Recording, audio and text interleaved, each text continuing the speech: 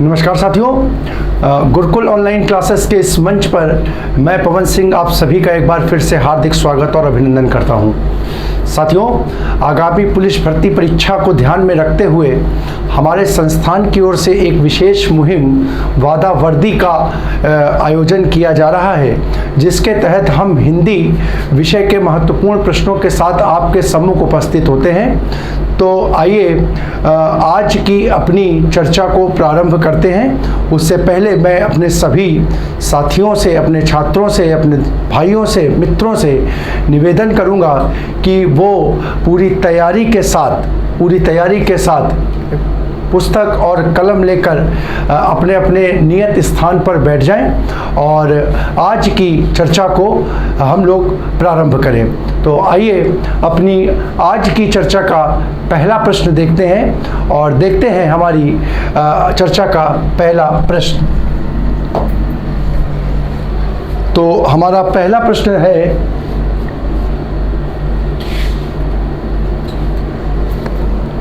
साथियों हमारा पहला प्रश्न है, इनमें से रूढ़ शब्द बताइए। इनमें से रूढ़ शब्द का आपको चयन करना है। तो विकल्प जो है आपके सामने है, ए जलज, बी घुड़साल, सी नमक और डी पंचानन।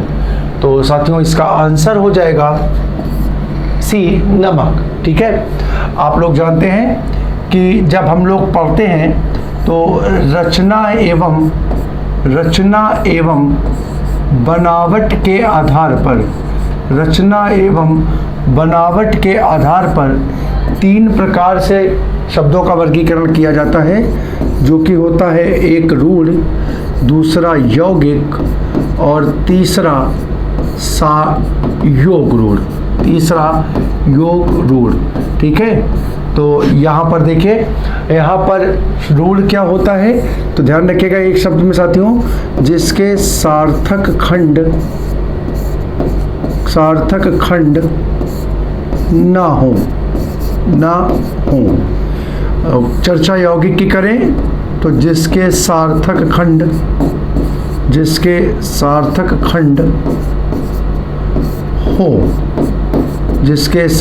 खंड हो। और चर्चा अगर योग रूप की करें तो ये क्या कहलाता है, तो सार्थक खंड तो हो परंतु मिलने पर विशेष अर्थ दे। क्या करे, विशेष अर्थ दे। ये आपके यहाँ पर तीन तरीके मैंने बता दिए। ठीक है, अब यहाँ पर देखिए, तो आपसे पूछ क्या रहा है, आपसे रूढ़ पूछ रहा है और रूढ़ की परिभाषा क्या दी है, सार्थक खंड ना हो, यानी जिसको तोड़ना संभव ना हो, वो क्या कहलाता है, वो रूढ़ कहलाता है। ठीक है, तो अब इन चार विकल्पों में अगर आप देखो तो यहाँ पर देखो, इसको आप तोड़ सकते हो, जल धन जा, इसको आप तोड़ सकते हो, घुड़ धन साल, और इसको भी आप तोड़ सकते हो, पंच धन आनंद। पक्का टूट गया नहीं है, लेकिन ये पद जो है इसको तोड़ना संभव नहीं है, क्योंकि जब तोड़ोगे तो देखो इसके सार्थक खंड नहीं बनेंगे। दो ही तरीके से तो इसको कर सकते हो, या तो ये कर दो या ये कर दो, तो दोनों ही क्या, यहाँ पे कोई भी सार्थक खंड नहीं दे रहा, यानी दोनों हो बनते नहीं है, दोनों का कोई निश्चित अर्थ नहीं मिलता। इस कारण ये क्या हो गया, हमारा आंसर हो गया। अगले प्रश्न को देखो, अगला प्रश्न संबंध बोधन अव्यय का प्रकार है। विकल्प ए स्थानवाचक, बी दिशावाचक, सी निमित्तवाचक और डी उपयुक्त सभी। तो साथियों अपनी लास्ट क्लास में मैंने एक प्रश्न आपको लिया था कि संबंध बोधक अव्यय कितने प्रकार से प्रयुक्त होता है या उसके कितने प्रकार होते हैं। ठीक है, तो वहां पर आंसर के रूप में मैंने आपको बताया था, उसका आंसर क्या था, 13 प्रकार से संबंध बोधक अव्यय का प्रयोग होता है। ठीक है, तो उन 13 में से साथियों ये 3 प्रकार स्थान, दिशा और निमित्त आते हैं। तो इस प्रश्न का आंसर हो जाएगा उपर्युक्त सभी, यानी संबंध बोधक अव्यय के रूप में स्थानवाचक का प्रयोग होता है, इस दिशा का भी हो सकता है और निमित्तवाचक का भी प्रयोग हो सकता है। तो इस प्रश्न का आंसर हो जाएगा ऑप्शन डी, 4th। अगला प्रश्न देखते हैं, निम्नलिखित में से कौन सा शब्द विशेष्य है? विशेष्य यानी विशेष्य का मतलब ऐसा पद जिसकी विशेषता बताई जाए, जिसकी विशेषता बताई जाए। आपको मालूम है, जिसकी विशेषता बताई जाए, ठीक है। विकल्प देखते हैं, ए आसीन, बी अग्नि, सी मधुर और डी कर्मठ। तो साथियों इस प्रश्न का आंसर होगा, विशेष शब्द पूछ रहा है, आंसर हो जाएगा बी अग्नि, ठीक है, बी अग्नि। अगर हम बात करें तो यहां पर इस अग्नि का जो विशेषण होगा साथियों, नोट कर लीजिए, कई बार परीक्षा में पूछा गया है, इस अग्नि का विशेषण पद जो बनता है वो बनता है आग्नेय। बहुत इंपॉर्टेंट है परीक्षा के दृष्टिकोण से, इसको याद कर लीजिएगा। आग्नेय जो पद होगा वो क्या होगा? विशेषण होगा। क्या होगा? विशेषण होगा, जो किससे निर्मित है? अग्नि से निर्मित है। किससे निर्मित है? अग्नि से, यानी ये अग्नि इसका विशेष्य हो जाएगा, ठीक है। अगले प्रश्न की ओर देखते हैं। तो अगला प्रश्न मुझसे कह रहा है, राम ने मुझसे कहा, वाक्य में रेखांकित शब्द में परसर्ग कौन सा है? रेखांकित पद क्या है? तो रेखांकित पद है ने, ठीक है। ने में कौन सा परसर्ग? परसर्ग का मतलब होता है यहाँ पर, दूसरे शब्दों में आप लिख सकते हो कारक। जो साथी हमारे ना जाने तो वो क्या समझ सकते हैं? परसर्ग होता है, ठीक है। तो विकल्प है क्या? कर्म, बी संप्रदान, सी अपादान और डी कर्ता। तो यहाँ पर आप जानते हो ने चिन्ह जो होता है वो किसका? कर्ता कारक का होता है। तो इसका आंसर हो जाएगा विकल्प डी, 4th, ठीक है। अब साथियों यहाँ पर एक चीज और देख लीजिए कि जो परसर्ग होता है, अगर पूछ दिया जाए परसर्ग क्या होता है परिभाषा के रूप में, तो यहाँ पर नोट कर लीजिएगा कि पदों के मध्य में प्रयुक्त होने वाले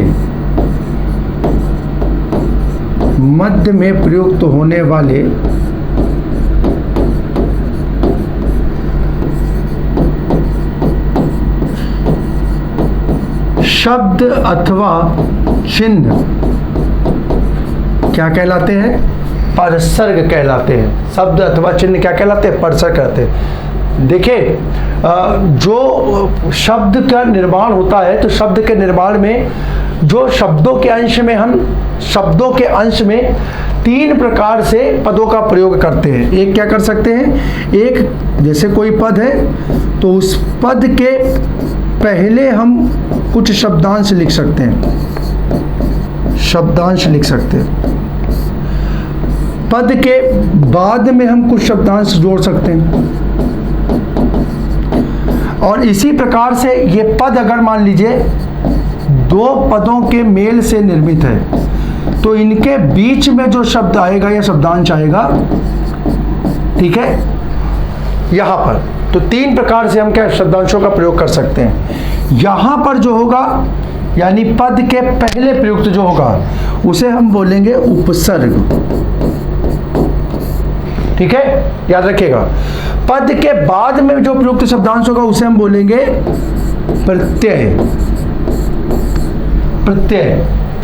और पद के मध्य में जो शब्दांश लगेगा साथियों उसको हम बोलते हैं परसर्ग। ये याद कर लीजिएगा, ठीक है। तो उपसर्ग, प्रत्यय और परसर्ग, ये 3 पद होते हैं, ठीक है। तो परसर्ग का प्रयोग पदों के मध्य में होता है, पदों के मध्य में होता है।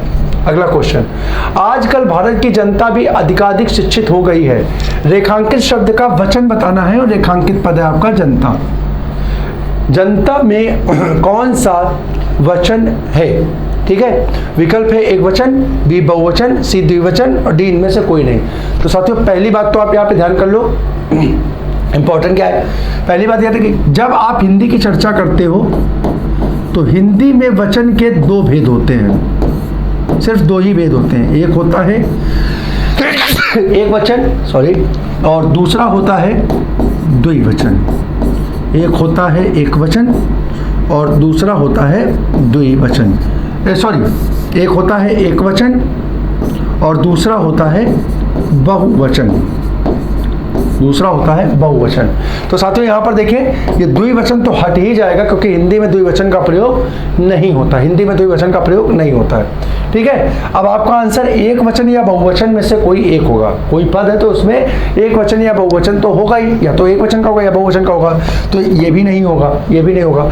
यानी अब इसमें से आंसर आपको लगाना, तो आपका आंसर इसमें क्या होगा, जनता शब्द जो होगा वो एक वचन का पद होगा। आप लोग कहोगे सर जी जनता तो ये कई लोगों को निरूपित करता है, जनता एक भीड़ होती है, कई लोगों का समूह होता है। बिल्कुल ठीक है बेटा, मानते हैं आपकी बात, लेकिन आप चीज़ ध्यान रखिएगा, यहाँ पर एक पॉइंट नोट कर लीजिए आप लोग, बिल्कुल आप लोगों के लिए बहुत मददगार पॉइंट होगा कि समुदाय अथवा समूह बोधक संज्ञा, समुदाय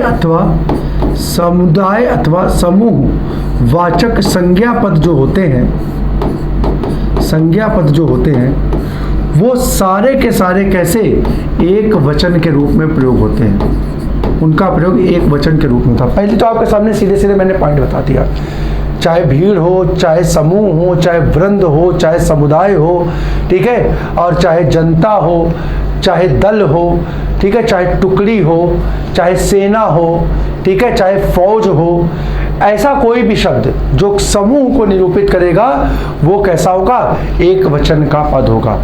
दूसरी पहचान मैंने साथियों आपको अगर याद हो तो बताई थी, लिंग और वचन। लिंग और वचन की पहचान में महत्वपूर्ण भूमिका होती है उस पद के साथ प्रयुक्त क्रिया की।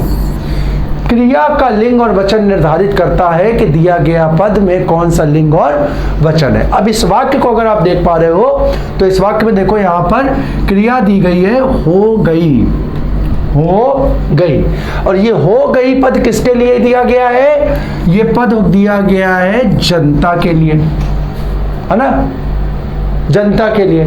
अब यहां पर देखिए साथियों, पद के अंत में क्या आ गया, मैंने आपको बता दिया था, अगर पद के अंत में ई का प्रयोग हो, पद के अंत में ई का प्रयोग हो या आ का प्रयोग हो, आ का प्रयोग हो, तो यहां पर साथियों पद कैसा हो जाता है, एक वचन का हो जाता है। किसका हो जाता है, एक वचन का हो जाता है। तो यहां पर देखिए ई पद का प्रयोग हुआ तो यहां पे जनता का जो पद हो जाएगा वो कैसा हो जाएगा, एक वचन का हो जाएगा। दो पॉइंट थे, दोनों मैंने आपके सामने रख दिए। ठीक है, एक तो क्या, ये सीधा सीधा आपको नोट में डाल करके याद कर सकते हो कि समूह अथवा समुदाय वाचक संज्ञा के पद, बोधक संज्ञा के पद जो होते हैं वो एक वचन के होते हैं। और दूसरा क्रिया से, जो कि सामान्य जर्नल नियम है, जर्नल रूल है, उससे आप प्रश्न को निकाल सकते हो।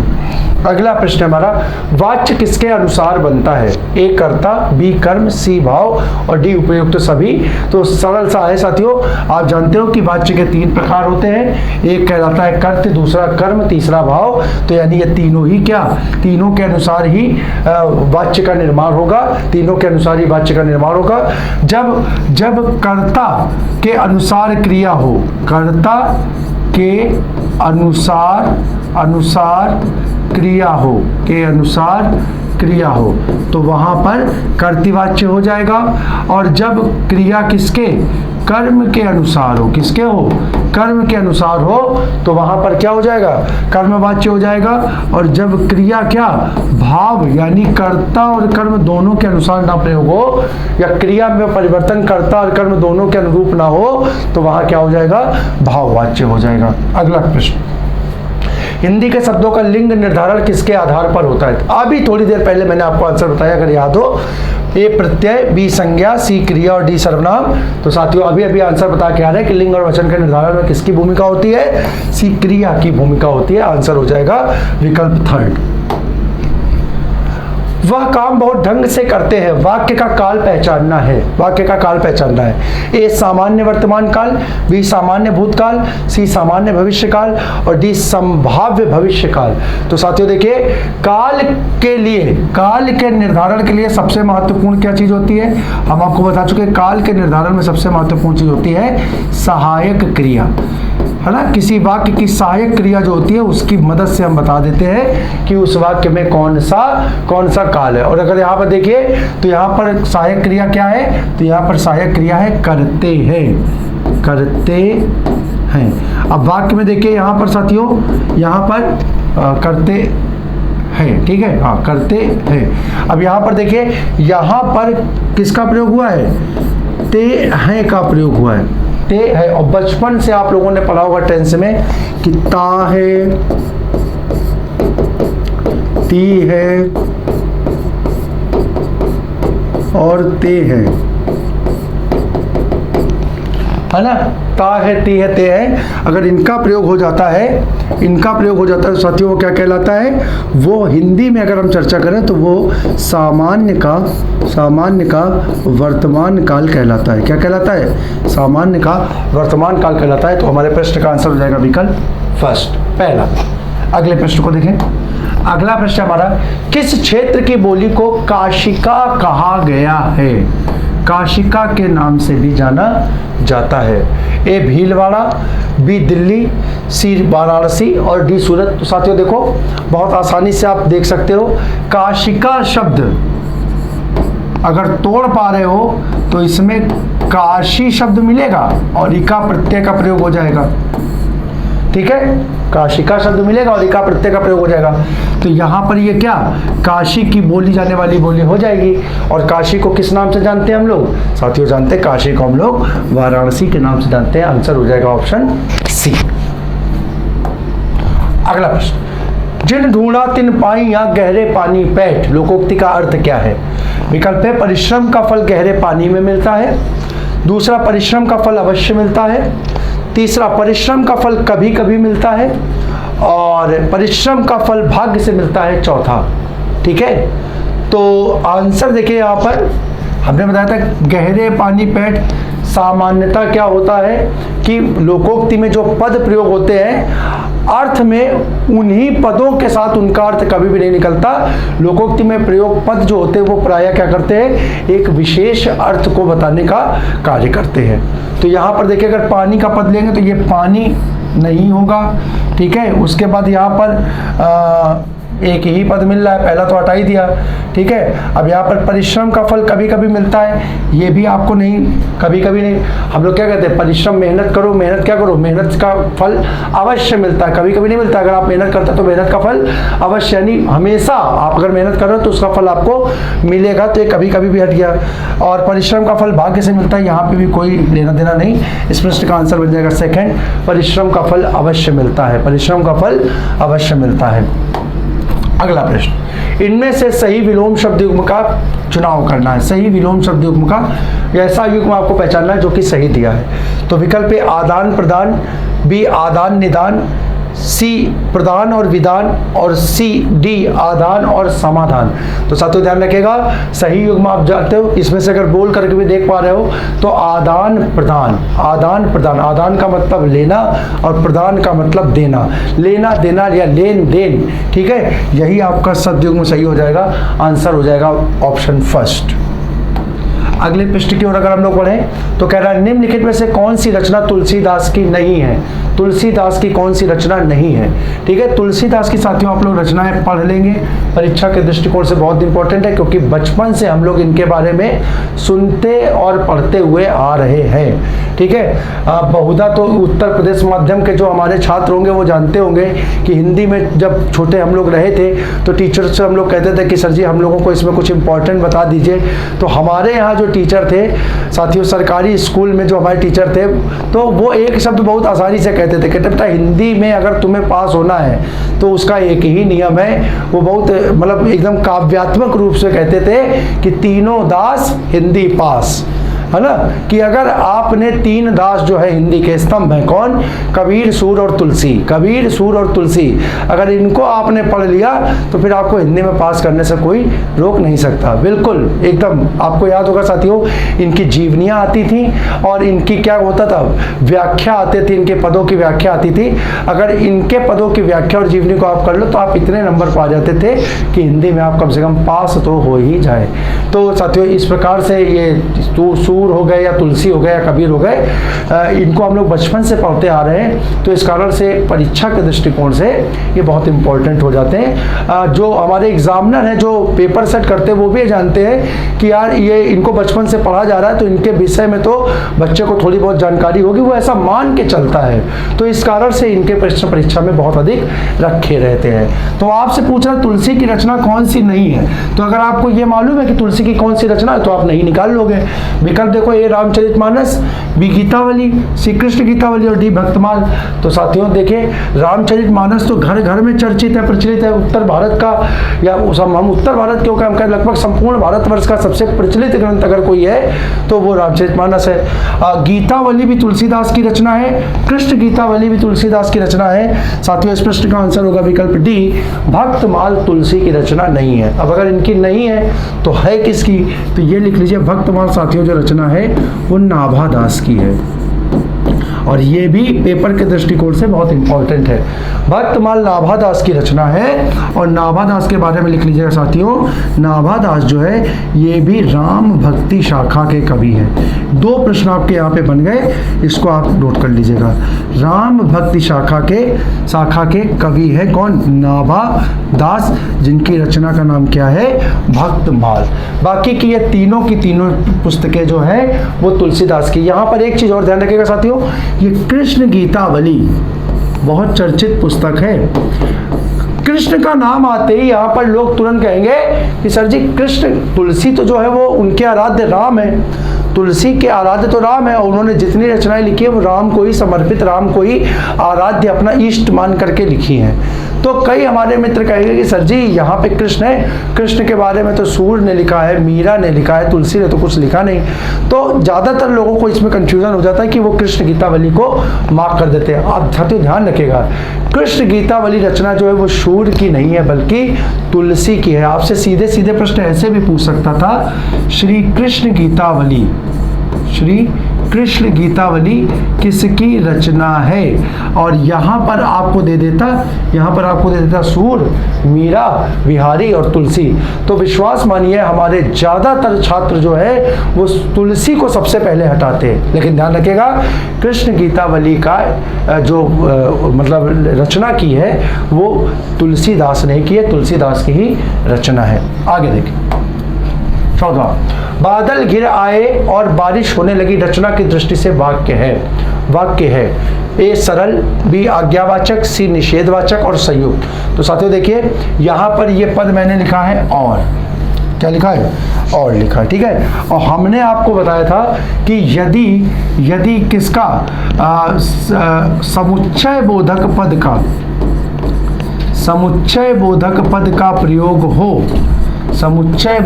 का प्रयोग हो, तो वहां पर कौन सा वाक्य हो जाता है, संयुक्त वाक्य हो जाता है। यहाँ पर ये और पद जो है वो क्या कर रहा है, ये दो वाक्य, बादल घिर आए और दूसरा बारिश होने लगी। यहाँ पर क्या है कि यहाँ पर ये और शब्द जो है ये दो वाक्यों को क्या कर रहा है, मिला रहा है, मिला करके संयुक्त कर रहा है। तो इस कारण यहाँ कौन सा वाक्य हो जाएगा, संयुक्त वाक्य हो जाएगा। इसका आंसर हो जाएगा विकल्प डी। अगले प्रश्न की ओर यदि हम लोग पढ़ें तो अगला प्रश्न हमारा, निम्न में से कोई एक पर्यायवाची समूह सही है। एक पर्यायवाची समूह सही है, उस सही समूह की आपको पहचान करनी है, उसका सही चयन करना है। यानी यहाँ पर देखिए 4 दिए हुए हैं, उन 4 में शब्दों का समूह दिया गया है, तो आपको वो देखना है कि कौन सा ऐसा विकल्प है जिसमें चारों शब्द जो दिए हुए हैं वो एक ही शब्द के अर्थ को या पर्यायवाची को दिखाते हैं। तो विकल्प ए देखिए, विकल्प ए है पतोहू, बहु, वधु, पुत्रवधु। विकल्प बी है पत्र, पत्थर, खत, पत्रा। विकल्प सी है पथ, पानी, राह, डगर। विकल्प डी है पत्ता, पति, प्रश्न, पर्ण। ठीक है, तो यहाँ पर देखिए साथियों, यहाँ पर अगर देखो तो यहाँ पर जो इसका आंसर होगा वो होगा ऑप्शन फर्स्ट। ठीक है, पतोहु, बहु, वधु, पुत्र, वधु, ये सब एक ही पद को निरूपित करते हैं। ये सब एक ही पद को निरूपित करते हैं। अगर यहाँ पर देखें तो यहाँ पर देखिए पत्र, पत्थर, खत और पत्रा, तो यहाँ पर देखिए ये तीनों तो एक हो जाएंगे, लेकिन ये पत्थर जो है ये पत्र का जो है वो पर्यायवाची नहीं होगा। इस प्रकार से यहाँ देखें तो पथ, राह और डगर, ये तीनों तो ठीक है, लेकिन इसका पानी नहीं होगा। और यहाँ पर देखिए तो पत्ता, प्रश्न और पर्ण, तो यहाँ पर ना पति है और ना प्रश्न है। देखिए पत्ता का जो होता है वो पाती होता है, पति नहीं, पाती होता है। तो यहाँ पर ना पति है ना प्रश्न है। तो इस प्रकार से चारों पद जो है वो पहले में है, जो एक ही शब्द के पर्यायवाची है। तो इस प्रकार से इस प्रश्न का आंसर हो गया फर्स्ट। अगला प्रश्न है हमारा, रिस और रीस शब्द युग्म का सही अर्थ है। बहुत बेहतरीन क्वेश्चन है साथियों, बहुत बेहतरीन प्रश्न है हमारा। यहाँ पर ध्यान रखिएगा, पहला विकल्प है ए रोष और ईर्ष्या, विकल्प बी ईर्ष्या और रोष, सी गुस्सा और इच्छा, डी क्रोध और खींच, क्रोध और खींच। तो यहाँ पर ध्यान रखिएगा साथियों, यहाँ पर ये जो रिस शब्द होता है, रिस शब्द होता है और ये रीस शब्द जो दिया हुआ है, तो यहाँ पर रिस शब्द का जो अर्थ होता है पहला पद, इसका अर्थ होता है रोष। क्या होता है? रोष। रोष का मतलब होता है गुस्सा। हम कहते नहीं कि रोष प्रकट करना, रोष प्रकट करना, रोष प्रकट करने का मतलब होता है गुस्सा करना। और ये रीस का मतलब होता है रीसना, रीस, तो रीस का मतलब होता है किसी से जलना या ईर्ष्या करना, किसी से जलना या ईर्ष्या करना। तो इस प्रश्न का सही आंसर होगा विकल्प ए, विकल्प ए। देखिए किसी भी एक पद को अगर आपको आता हो, चाहे तो इसका अर्थ आता हो चाहे इसका अर्थ आता हो, तो आप निकाल सकते हो। देखो अगर इसका अर्थ आपको मालूम था कि इसका अर्थ ईर्ष्या करना होता है, तो यहाँ पर एक ही में दूसरे पद पे ईर्ष्या दिया हुआ है, इनमें तो कहीं ईर्ष्या और रोष है ही नहीं, तो ये तो ऐसे ही हट गया, ये तो ऐसे ही हट गया। ठीक है, अब जब यहाँ पर देखोगे तो यहाँ पर रीस का अर्थ तुमने ईर्ष्या देखा, तो ईर्ष्या दो जगह मिल रहा है, लेकिन यहाँ पे जो ईर्ष्या मिल रहा है वो दूसरे पद के लिए नहीं बल्कि पहले पद के लिए मिल रहा है, इसलिए ये भी इसका आंसर नहीं होगा। आंसर इसका हो जाएगा विकल्प फर्स्ट। अगला प्रश्न है, निम्न में से शुभेच्छु शब्द के समानार्थी शब्द का चयन आपने करना है। शुभेच्छु का समानार्थी शब्द कौन सा है? विकल्प है शुभचिंतक, बी हितैषी, सी शुभाकांक्षी और डी परोपकारी। तो ये भी बहुत अच्छा प्रश्न साथियों, समानार्थी का पद पूछा जा रहा है। समानार्थी, समानार्थी का मतलब जो दिए गए पद का समान अर्थ दे। तो जब इसको तोड़ोगे ना भाई, तो ये मिलेगा शुभ धन इच्छा, शुभ धन इच्छा। ठीक है, और जब यहाँ पर देखोगे ना, तो यहाँ पर साथियों इच्छा का पर्यायवाची आपको विकल्प सी में मिलेगा। आंसर होगा इसका विकल्प सी। शुभाकांक्षी को जब तोड़ोगे तो देखो ये मिलेगा शुभ धन आकांक्षी, शुभ धन आकांक्षी। और जब इसको देखोगे ना, तो आकांक्षा मतलब क्या होता है? आकांक्षा मतलब होता है इच्छा। ये दोनों कैसे हो गए? समान अर्थ हो गए, और शुभ तो देखिए आप पद ही कॉमन हो गया, तो यहाँ पर इसका आंसर हो जाएगा विकल्प सी। अगला प्रश्न हमारा, अनेकार्थक शब्द कृष्ण के लिए निम्न में से गलत विकल्प चयन करना है। अनेकार्थी का है, यानी कृष्ण का इनमें से कौन कौन सा अर्थ, मतलब इसमें पूछा गया इसमें से कौन सा कृष्ण का अर्थ नहीं है, कृष्ण का कौन सा अर्थ नहीं है। ठीक है, पहला है ए काला, बी कौंते, सी श्याम और डी मधुसूदन। तो ध्यान रखिएगा साथियों, कृष्ण मतलब काला होता ही है, श्याम को भी हम कृष्ण के नाम से जानते हैं, और मधुसूदन कृष्ण का पर्यायवाची होता है। तो आंसर हो जाएगा हमारा ऑप्शन सेकंड, बी कौंते जो होता है वो कृष्ण का नहीं बल्कि अर्जुन का पर्यायवाची होता है। लिख लीजिए, कौंते किसका? अर्जुन का पर्यायवाची होता है, ना कि कृष्ण का। ठीक है, अगला प्रश्न हमारा, जिसके हृदय पर आघात हुआ हो वाक्यांश के लिए उपयुक्त शब्द क्या होगा? साथियों ये हमारा रिपीटेड प्रश्न है, कई अंक पहले हमने इस प्रश्न को अपनी चर्चा में शामिल किया था। ठीक है, और उस समय हमने इसकी पूर्ण व्याख्या भी की थी। आज दोबारा ला करके हम बस इस चीज को यहाँ पर देखना चाह रहे हैं कि हमारे कितने साथियों ने इस प्रश्न के आंसर को फिर से सही किया है, यानी अपने रिवीजन को आप कितना पुख्ता कर पा रहे हैं। जो पुरानी चीजें पढ़ाई गई हैं उसको कितना आप याद रख पा रहे हैं। तो साथियों, आप लोग अपना आंसर अपने मन में सोच चुके होंगे और हम अब इसके आंसर को बताते हैं। तो विकल्प ए देखिए, इसका क्या है, मरमाहित, बी मरमाहत, सी मरमाहुत और डी मरमाहुत। तो साथियों, इसका आंसर है विकल्प बी मरमाहत। अब आप लोग देख लीजिए कि कितने लोगों का यहाँ पर सही है। ठीक है, अगला प्रश्न, राम की गाय चरती है, वाक्य में कौन सा कारक है? कारक अगर आपसे पूछ रहा है तो कारक की पहचान साथियों उसके चिन्ह से होती है। किससे होती है? चिन्ह से होती है। ठीक है, और चिन्ह अगर यहाँ पर देखो तो यहाँ पर चिन्ह क्या दिया हुआ है? चिन्ह यहाँ पर की दिया हुआ है। ठीक है, चिन्ह की दिया हुआ है। ऑप्शन देखते हैं। ऑप्शन है इसका, ए कर्ता कारक, बी कर्म कारक, सी संबंध कारक और डी अधिकरण कारक। डी अधिकरण कारक। तो यहाँ पर देखिए साथियों, यहाँ पर की आप लोग जानते हैं कि का, की और के, ये जो चिन्ह होते हैं किसके होते हैं? ये साथियों संबंध कारक के चिन्ह होते हैं। संबंध कारक के चिन्ह होते हैं। तो आंसर हमारा हो जाएगा ऑप्शन सी, संबंध कारक हो जाएगा दिए गए वाक्य में। ठीक है, अगला प्रश्न है हमारा 21वां, श्रद्धानंद का संधि विच्छेद क्या है? संधि विच्छेद इसमें आपने बताना है। पहला पद है श्रद्धाधन नंद, दूसरा श्रद्धाधन आनंद, तीसरा श्रद्धन ध्रानंद और चौथा श्रद्धन आनंद। तो साथियों, बहुत अच्छे से आप लोग जानते हो कि यहाँ पर इस पद का संधि विच्छेद होगा विकल्प बी, श्रद्धाधन आनंद। संधि विच्छेद करने के लिए सबसे महत्वपूर्ण चीज होती है साथियों क्या? पद जो हो वो कैसे हो? सार्थक खंड हो। पदों को कैसे हो? सार्थक खंड के रूप में प्राप्त हो। और यहाँ पर ये श्रद्धा और आनंद दोनों कैसे? सार्थक खंड है, सार्थक पद है। तो इसका सही विच्छेद हो जाएगा श्रद्धानंद। और संधि यहाँ पर साथी हो जाएगी दीर्घ संधि। कौन सी हो जाएगी? दीर्घ संधि। ठीक है, अगले प्रश्न की ओर हम लोग बढ़े। तो अगला प्रश्न है हमारा साथियों काव्य शास्त्र की ओर अब हम लोग मूव कर गए हैं। और अगला प्रश्न हमारा अलंकार से है कि माला फेरत जुग भया, फिरा न मन का फेर, कर का मन का डारी दे, मन का फेर। उपयुक्त जो उदाहरण है इसमें कौन सा अलंकार है?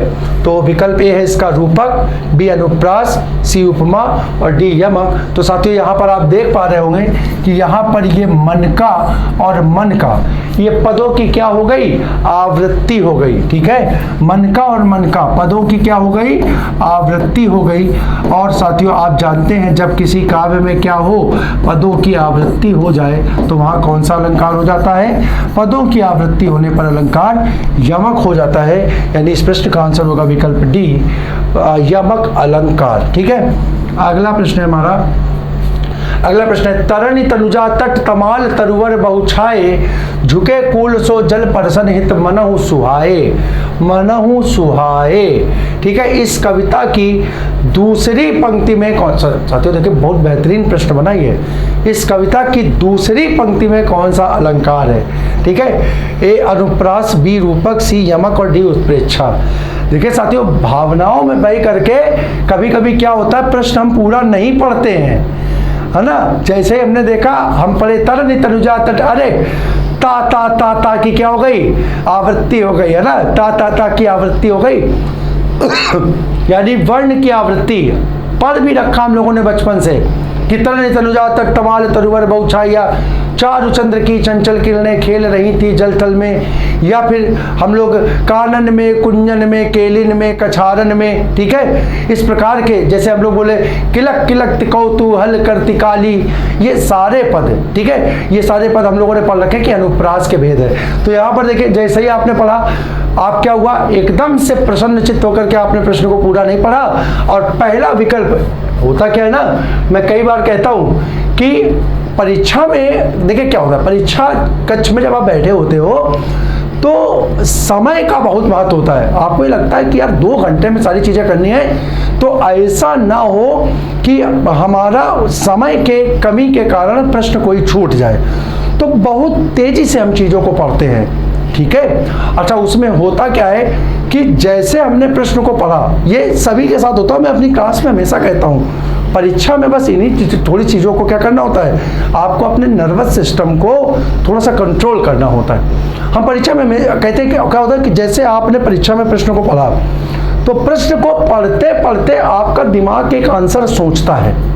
आप ऑप्शन नहीं देखते हो, दिमाग, क्योंकि आपने पढ़ रखा है ना, तो जो चीज़ पढ़ रखे हो उनमें से आपका दिमाग एक आंसर सोच रहा है। ठीक है। और आपके दिमाग ने जो आंसर सोचा, अगर विकल्प में वो आपको मिल गया, देखिएगा ये कई बार होता साथियों, ये कई बार और सबके साथ होता है, ठीक है, कि आपके दिमाग ने जो आंसर सोचा अगर विकल्प में मिल गया तो चाहे कुछ भी हो जाए, है ना, आप परीक्षा में वही आंसर लगाओगे जो आपके दिमाग ने सोच लिया है, ठीक है, फिर वो आप बदल सकते ही नहीं हो।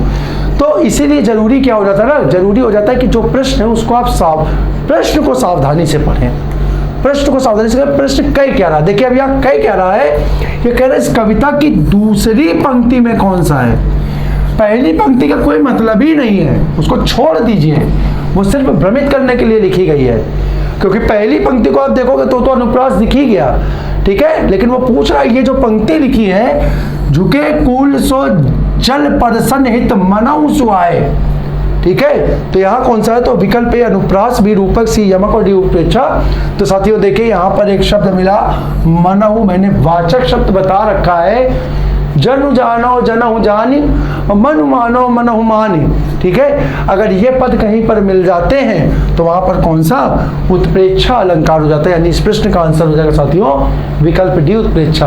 तो हमेशा मैं आपसे कहूंगा जब आप परीक्षा कक्ष में बैठे तो प्रश्न को क्या करें, पूरा पढ़े सबसे पहली बात प्रश्न को, क्योंकि 1, 2, 3 प्रश्न तो अक्सर ऐसा होता है ना, देखिए पेपर में क्या होता है, 1, 2 प्रश्न थोड़ा सा ठीक से ना पढ़ने के कारण गलत हो जाते हैं, और ये आपके साथ ही नहीं साथियों, हमारे साथ भी बहुत हुआ है। ये पहले जब शुरू में पेपर देते थे तो ये सब चीज़ें हमारे साथ भी हो जाती थी, ये खुद के अनुभव है जो मैं आपके साथ साझा कर रहा हूँ, ठीक है। तो वही चाहते कि आप क्या करो, जैसे पेपर को सावधानी से पढ़ा तो 2-3 प्रश्न तो आपके ऐसे ही बढ़ गए, और जब आप OMR भर रहे हो तो OMR भरते समय थोड़ी सी सावधानी करिए, क्योंकि OMR भरते समय भी कभी कभी क्या होता है 1-2 गोले गलत भर जाते हैं, और जो गलत भर गए तो फिर उनका कोई ऑप्शन नहीं होता, वो सीधे सीधे छूट जाते हैं। तो सामान्यतः 3 से 4 प्रश्न 5 प्रश्न इस प्रकार से होते हैं जो गलत पढ़ने से और OMR भरने से क्या होते हैं, गलत हो जाते हैं। तो अगर साथियों इन्हीं को आप सुधार लो, तो आप जानते हो देखते हो अगर आपने मेहनत की है तो आपका जो सिलेक्शन है वो 2-3-4 क्वेश्चन से ही रुकता है, और वो 2-3-4 क्वेश्चन जो होते हैं ना वो ज्ञान के नहीं होते, वो बस इस सावधानी के होते हैं। अगर आप सावधानी से पेपर को सॉल्व कर ले तो पढ़ तो आप रखे ही हैं, उतनी चीज़ों में ही आपका सिलेक्शन निश्चित मानिए होकर के हो जाएगा, बस थोड़ी सी सावधानी के साथ आप अपने को पेपर को सॉल्व कीजिए। तो इस प्रश्न का आंसर हो जाएगा ऑप्शन डी उत्प्रेक्षा। अगले प्रश्न की ओर बढ़े, रहीमन पानी राखिए बिन पानी सब सून, पानी गए न उबरे मोती मानुष चून, इसमें कौन सा अलंकार है, विकल्प ए उपमा, बी रूपक, सी उत्प्रेक्षा और डी श्लेष।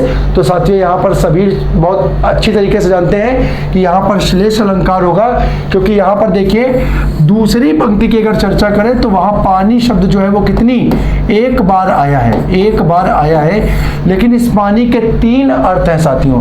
इस पानी का एक अर्थ मोती के साथ होगा, दूसरा अर्थ मनुष्य के साथ होगा, और तीसरा अर्थ चून यानी आटे के साथ होगा। अगर बात करें मोती के साथ, इसका अर्थ साथियों बनेगा चमक है, मानुष कर लीजिए, मानुष के साथ इसका अर्थ बनेगा साथियों सम्मान या प्रतिष्ठा, और चून के साथ इसका सामान्य अर्थ होगा पानी या जल। तो इसके 3 अर्थ यहाँ पर प्रयुक्त हुए। तो जब शब्द एक बार हो, एक बार आए और अर्थ अनेक आए, शब्द एक बार आए और अर्थ अनेक आए, तो वहां पर कौन सा अलंकार हो जाता है साथियों, वहां पर श्लेष अलंकार हो जाता है। कौन सा हो जाता है, श्लेष अलंकार हो जाता है। अगले प्रश्न की ओर हम लोग बढ़े और अपने अगले प्रश्न को देखें। तो रस का संबंध किस धातु से है, यानी रस शब्द की उत्पत्ति संस्कृत के किस धातु से हुई है, विकल्प श्री, विकल्प विक्री, विकल्प सी प्री और विकल्प डी मृ। तो साथियों ध्यान रखिएगा, रस का संबंध संस्कृत की श्री धातु से है, जिसका शाब्दिक अर्थ बहते जाना होता है। क्या होता है, बहते जाना होता है। ये भी इंपॉर्टेंट प्रश्न है, ध्यान रखिएगा। रस शब्द की उत्पत्ति श्री धातु से हुई है। अगला प्रश्न हमारा, जहां किसी हानि के कारण शोक भाव उपस्थित होता है, भाव कौन सा है, शोक भाव उपस्थित होता है, वहां किस रस की उपस्थिति रहती है। विकल्प ए वीर, बी करुण, सी हास्य या डी वात्सल। तो साथियों ध्यान रखिएगा, रसों के निर्धारण में महत्वपूर्ण भूमिका किसकी होती है, रसों के निर्धारण में महत्वपूर्ण भूमिका होती है स्थायी भावों की। किसकी होती है, स्थायी भावों की। और स्थायी भाव में जो शोक का स्थायी भाव होता है, शोक का स्थायी भाव होता है वो किसका, वो ऑप्शन बी सेकंड करुण रस का होता है, करुण रस का स्थायी भाव होता है। तो इस प्रश्न का आंसर हो जाएगा ऑप्शन बी सेकंड यानी करुण रस। तो इस प्रकार से साथियों आज की हमारी चर्चा के जो प्रश्न थे उन प्रश्नों की जो चर्चा है वो हमारी पूर्ण हुई। आशा करता हूं कि आज के ये प्रश्न जो है ये आपको समझ में आए होंगे और परीक्षा के लिए ये प्रश्न कहीं ना कहीं आपके लिए लाभदायक सिद्ध होंगे। तो साथियों इसी प्रकार से हम आपके सामने आगे की कक्षाओं में और महत्वपूर्ण प्रश्नों के साथ उपस्थित होते रहेंगे। एक बार फिर से आज की अपने इस चर्चा के अंत में मैं आप सभी से अनुरोध करूंगा कि साथियों आप लोग अधिक से अधिक इस वीडियो को लाइक और शेयर करते जाएं, अपने दोस्तों को इससे जोड़ते जाएं, ठीक है, जिससे कि हम जो मुहिम को चला रहे हैं, ठीक है, इसमें ये मुहिम जो है वो अपनी सार्थकता को प्राप्त कर सके। आपका मतलब अधिक से अधिक इस वीडियो को शेयर करना जो हमारे उत्साह है उसमें क्या करेगा, वृद्धि करेगा। तो इसी उम्मीद के साथ कि हम अपने नैतिक दायित्वों का निर्वहन पूरी निष्ठा के साथ कर रहे हैं, आप भी अपनी जिम्मेदारी को समझते हुए वीडियो को लाइक और शेयर करेंगे और हमारी इस मुहिम को आगे बढ़ाने में अपना बहुमूल्य योगदान प्रदान करेंगे। इस एक निवेदन के साथ, आज इस निवेदन के साथ हम अपनी आज की चर्चा को यहीं पर समाप्त करते हैं। आप सभी को जय हिंद।